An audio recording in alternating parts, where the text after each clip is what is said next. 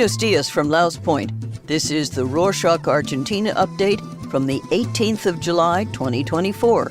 A quick summary of what's going down in Argentina. There's been a lot of football news this week, but the biggest story has to be the national men's team winning the Copa América for the second consecutive time. It was a gripping final, but Argentina clinched a 1-0 victory over Colombia thanks to Lautaro Martinez's decisive goal in extra time. The match was quite eventful both on and off the pitch. Thousands of fans, including many with tickets, were stuck outside Miami's Hard Rock Stadium long after the scheduled 8 p.m. kickoff. A crush of people without tickets tried to force their way in, leading to dangerous overcrowding, where many ended up squeezed against security fences for hours. Some Colombia fans went as far as sneaking through air vents. Security eventually closed the gates completely, but many without tickets still managed to get in. The game started almost an hour and a half late. It was intense, with Colombia dominating the first half, but Argentina gained control as the match progressed. During the second half, Lionel Messi had to leave the game due to a swollen ankle, and images of him in tears on the bench flooded social media. However, those tears quickly turned to smiles when Argentina secured its 16th championship. In Buenos Aires, thousands of fans gathered around the Obelisco to celebrate. These celebrations initially remained peaceful but escalated around 4 a.m., resulting in a 29-year-old man dying after falling from the BA sign, and 6 people arrested. President Milei invited the national team to celebrate their victory at the Casa Rosada. He expressed his enthusiasm for hosting the champions on the presidential balcony, but emphasized that the decision lies with the players. Since they rarely engage with politicians, it is unlikely they will accept the offer. Speaking of the president, his government has started selling U.S. dollars in the parallel market to strengthen the Argentine peso. As a result, the peso saw its largest one-day surge, rising over 8% to trade at just under 1,300 pesos per dollar.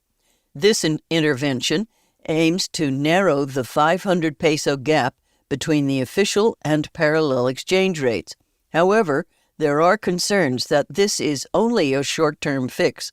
Selling dollars depletes the country's foreign reserves, which are crucial for repaying international debts and ensuring economic stability. Meanwhile, the central bank is implementing a new liquidity management scheme to control money supply more effectively. This involves using a new tool, fiscal liquidity bills, or LEFIs, to replace the current practice of one-day repo operations with banks. By shifting interest-bearing liabilities from the central bank to the Treasury, the government aims to stop printing money to pay interest, thus reducing inflationary pressures. Another measure that President Milei's administration announced this week has to do with significant changes to the intelligence system. The government will dissolve the Federal Intelligence Agency and reinstate the State Intelligence Secretariat, or SIDE, which previously operated under that name until it was restructured in 2015. This new structure will consist of 4 departments focused on defense, internal security, and technology, all reporting directly to the president. Sergio Neifert will lead the new SIDE. These changes are intended to modernize intelligence operations, but have sparked concerns about transparency and freedom of the press. As mentioned earlier, there's been a lot of football news this week, and one major development is the government's legalization of private sports corporations, or SADs, in the football sector. The General Judicial Inspection Board issued regulations aligning with President Milei's December 2023 decree, allowing SADs to compete in the Primera División beginning the 1st of November. While this decision aims to attract foreign investment, it challenges the Argentine Football Association, or AFA, which has historically opposed such privatization. The clash could lead to legal battles if the AFA refuses to comply with the decree's requirements. Also on the topic of football, the police in the Mendoza province arrested the founder of Football Libre, the popular pirate football streaming site, for allegedly violating intellectual property rights. This happened right after a judicial order to block 50 web domains used for illegal game broadcasts, including the widely used Football Libre. The 23-year-old, known as Kassad, only spent a few days in custody. The police released him on Monday the 15th due to his clean record and lack of financial gain from the websites. That said, Football Libre remains down, which is bad news for its millions of users. This platform gained prominence for offering free streams of Primera División matches and international leagues, an alternative to the official broadcaster's expensive subscription packages. This arrest underscores the ongoing challenges in Argentina's football broadcasting landscape, where high costs and accessibility issues persist. In other news, the president traveled to the United States for the 5th time since taking office to attend a conference organized by Allen & Company. The event is known for gathering CEOs and business leaders, primarily from the tech and entertainment sectors, and for being a hub for discussions on global politics and future business trends, often facilitating major deals among attendees. Another official seeking to promote investments is Axel Kicillof, the Buenos Aires province governor, who unveiled plans to introduce a new legislative bill aimed at establishing a provincial regime for strategic investments. This initiative is set to mirror the national investment regime, promising tax stability and other incentives to attract large-scale investments, boost production, and generate employment within the province. The announcement comes amidst the competitive bid with the Rio Negro province to host a new LNG plant on Argentina's coast, a joint venture by YPF, the country's largest oil and gas company, and Meleges Petronas.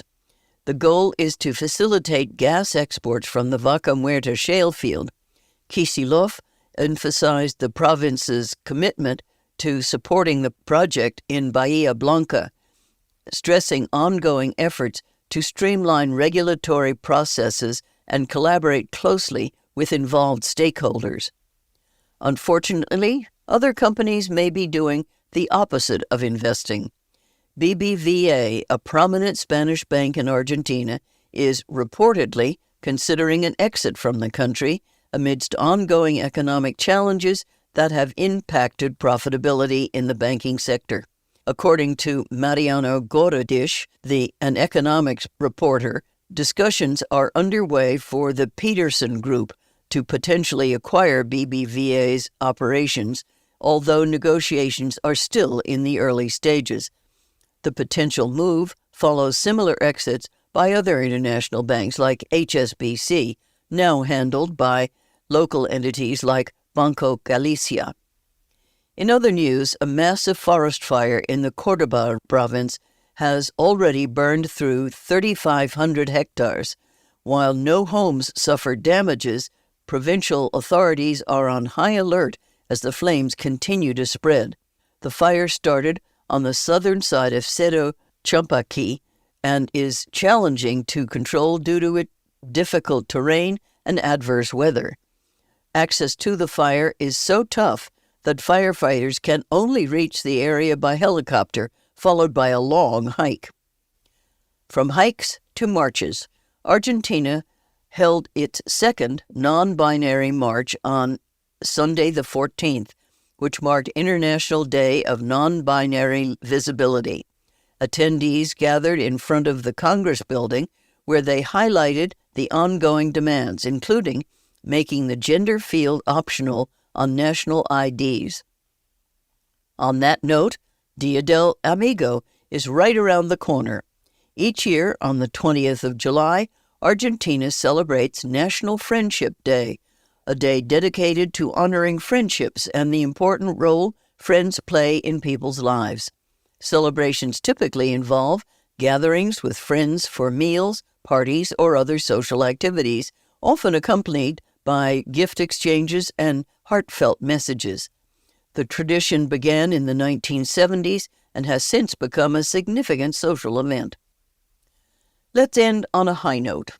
The Economist has named Buenos Aires the most livable city in South America for the third year in a row. The news outlet ranks cities based on factors like environment, culture, infrastructure, stability, and health care. Montevideo in Uruguay took second place, excelling in environmental issues but lagging slightly in other areas. Before we leave, we have a new invitation for you if you are in Buenos Aires. Our friends from Foodies Buenos Aires host a mate tasting and walking tour on Saturday the 27th of July. During the tour, you'll enjoy learning about the tradition of drinking mate, how to properly prepare one, and taste 3 to 5 different yerbas accompanied by facturas. Foodies Buenos Aires wants to help people new to the city form meaningful connections and welcome them to this wonderful city we call home. Find them on Instagram as @Foodies Buenos Aires and look for the link to the mate event in the show notes. And that's it for this week. Thank you for joining us.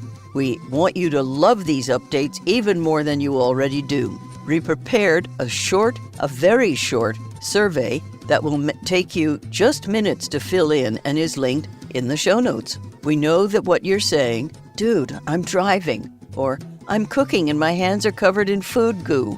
I promise that it will only take a few minutes and we would really appreciate it. Your feedback helps us keep the updates coming your way. Hope to hear from you soon. Nos vemos la próxima semana.